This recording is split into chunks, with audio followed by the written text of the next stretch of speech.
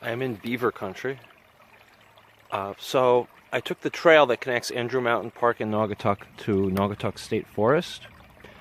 I knew about Spruce Brook, the stream that trail crossed, and I knew from looking at Google Earth that there was either a large wetlands area, pond, or meadow, and I wanted to find it. And Spruce Brook went right through it, so I followed it. And this whole entire area has been engineered by beavers. There are multiple beaver dams. There's one there, another one over there. More than half the trees, and you notice this whole area is flooded.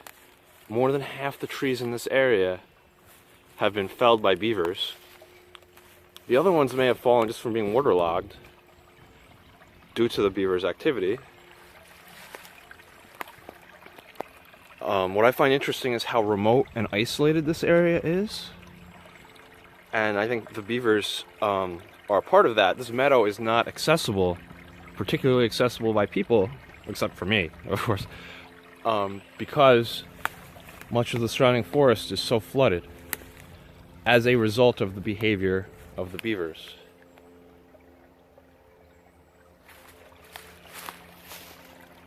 This one, the beaver put a lot of work into, but almost every tree has a stub like this where it was felled by the beaver. It's its own unique habitat. I'm going to check out the meadow next, but I heard hawks in that direction. There's a woodpecker over that direction. I haven't heard him in a few minutes, but he's been working on a tree. It's a unique habitat for the beavers. All the dead trees in this habitat have created a feeding ground for fungi, such as the, I believe it's called, I'm not an expert on fungus identification, the horsehoof mushroom. This tree is dead, most likely waterlogged. And the saprotrophic fungi, the horsehoof mushroom, is decomposing it from the inside out and growing fruiting bodies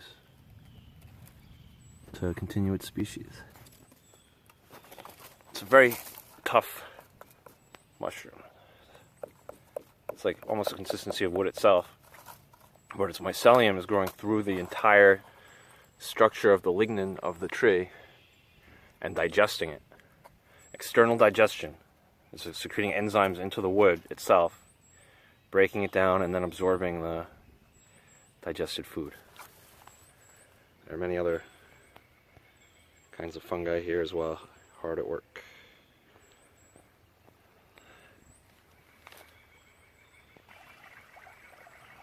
This is one of the beaver dams I saw from the one I was at before.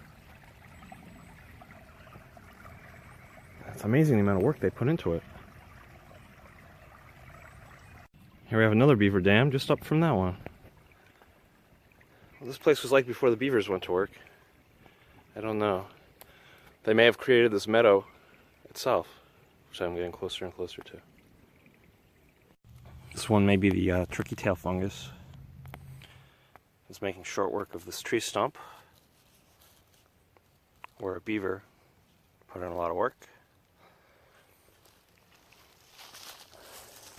And then, just over this way, is fresh sign of beaver. It's proof that they are still at work. This is like, this year, very recent. This tree is our next project. I wonder if they can control the direction it falls, if they know to shoo away more on one side than the other. They want it to fall that way, to block more water.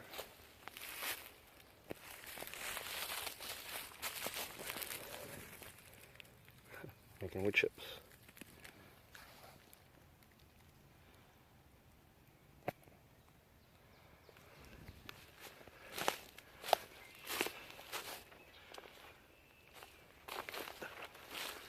Closer yet to the meadow.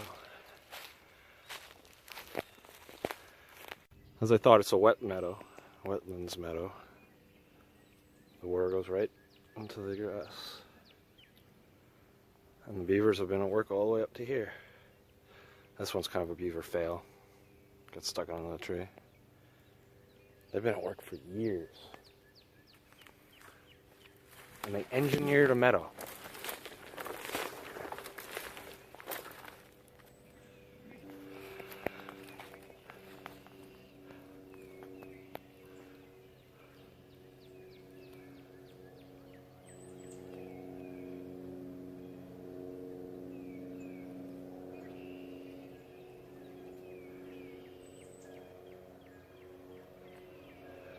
I'm not going to be able to get through the meadow, but I can get around it. Once I pass the wetlands area, it seems it's surrounded by forest. And really a valley that the Hop Brook runs through.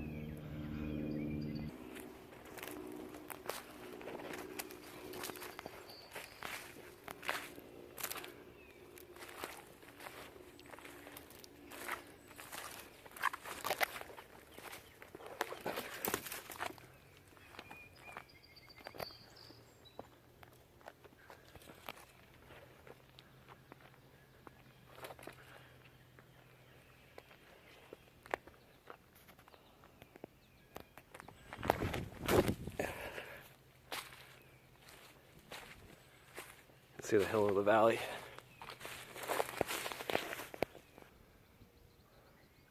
Trying to get a bird's eye view on the meadow. This down tree is about as high as I can climb from over here, though. I've circled around to the other side of the Spruce Brook Meadow. Or, I'm calling it Spruce Brook Wetlands Meadow. Anyway. And the spring peepers. It's the first I've heard of them all year.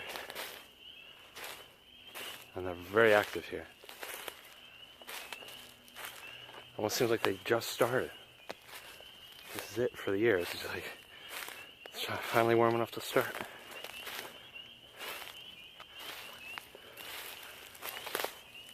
One thing I'm noticing is even this side of the meadow, there's evidence of beaver activity. They really did make this meadow.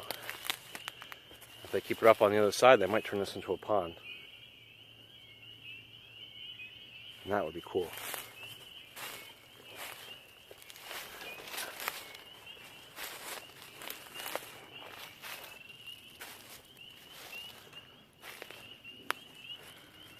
Listen to the peepers for a few minutes.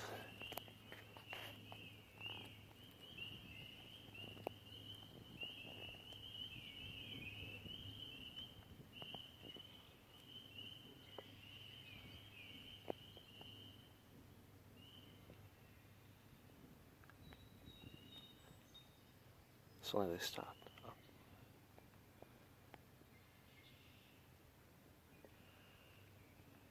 Spring is coming. My decision to cut around the other side of the meadow and around to get home more quickly may have backfired on me, because the other side is all wetlands forest. If I can do it, I can.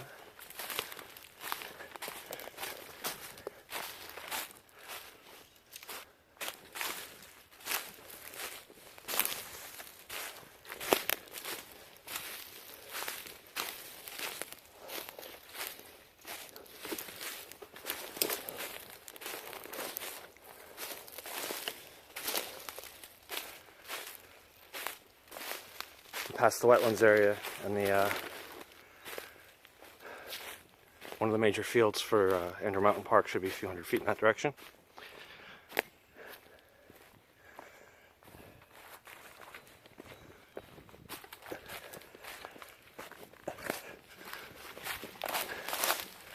Somebody built this. That is interesting. They built it, and they built it only in the last few years.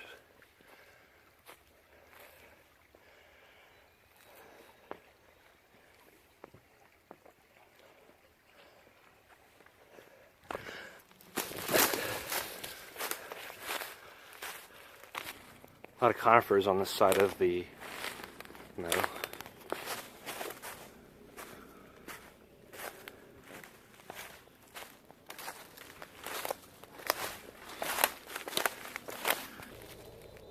Also, large amounts of deer droppings and the occasional coyote scat.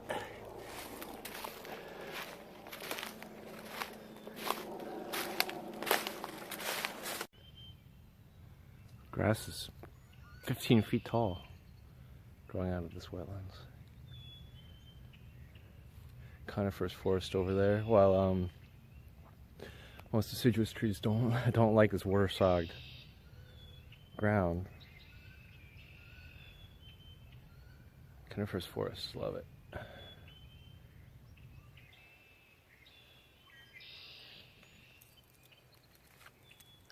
Saw a couple of mallards. They were hiding over that way, and I accidentally scared them into flying away. Remind me of the game Duck Hunt.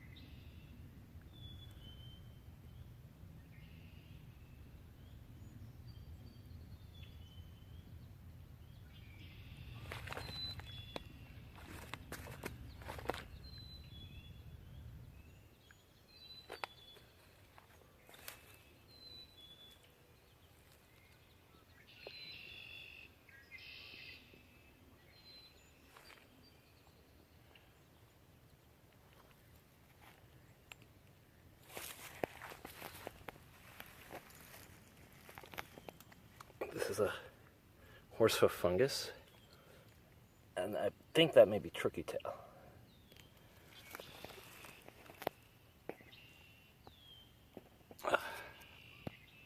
Saw movement in the water before. There may have been a turtle, but it was too far away to get a close look.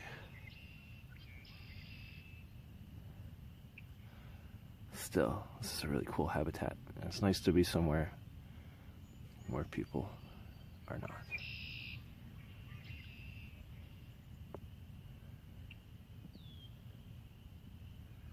The salamanders will be laying their eggs very soon at night. The spotted salamanders. Probably not, maybe here, but definitely in normal vernal pools. The next heavy rain we have, I guarantee, will be spotted salamander night. And 2 hours after I entered the forest, I'm finally back to the farthest field of Andrew Mountains Park. And civilization, assuming civilization beyond, assuming that the town of Naugatuck can be considered civilization, which I'm skeptical of. Oh, deer tracks. I'm not sure. Dog or coyote?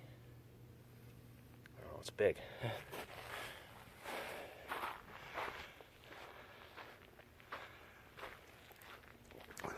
That was fun for a first hike of the year. First real hike of the year, anyway. It's a shame. Coyote scat is everywhere up here, and I've never actually seen one. This year, I hope.